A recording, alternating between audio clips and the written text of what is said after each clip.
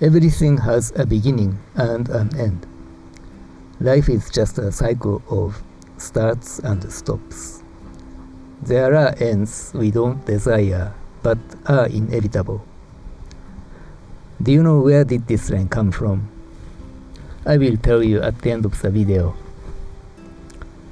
So, to cut the long story short, the restaurant I've been working all these years will close at the end of March. I'm filming this March 17th, Sunday. So literally, there will be only for 2 more weeks. Well, it's been for so long.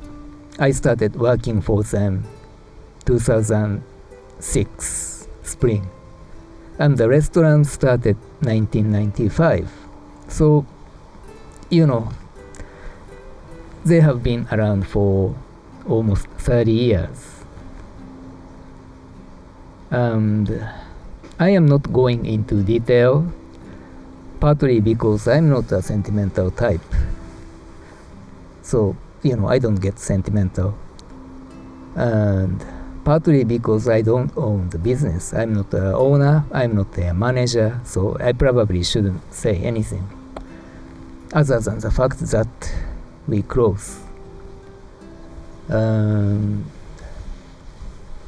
Well, the only thing is, next month I'm planning to take about a month off. I am so tired, so the money will be tight next month, and that's pretty much it. And anything else? That's pretty much it. And the reason of being so tired is, when pandemic started, we cut off like 50 to 60% of the people. So basically, since then, we have been running the business with like 40% of manpower. And the big advantage of working in the restaurant, to me personally anyway, was I could take days off in the middle of the week, in weekdays. I used to have Wednesday, Thursday off, but all these things vanished, and having just Sunday off is not enough. I am not complaining. I am grateful that I was able to retain the job throughout pandemic period. But everything has to come to the end. And also I have seen things change, people change in San Rafael. The city of San Rafael that was more interesting years ago is now kind of dead. So I don't know where it's going, but this video is not about being sentimental and not about how the city or county should be. I am not also going into politics or anything. But for us, people in sushi bar business, the pandemic made a pretty big impact. And also, I hate telephones, all kind of telephones, and I especially hate smartphones. That made actually pretty big difference in the way people behave in the restaurants.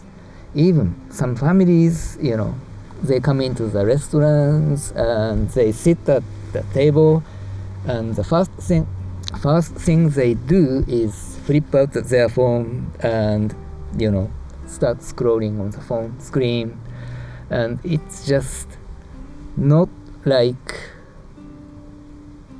what it used to be. But I guess it's just how the world is going. I really can't change it. I was I always felt like I was born too late. I wanted to be in the time of William H. Bonney, aka Henry McCarthy, aka Billy the Kid, or Jesse and Frank James,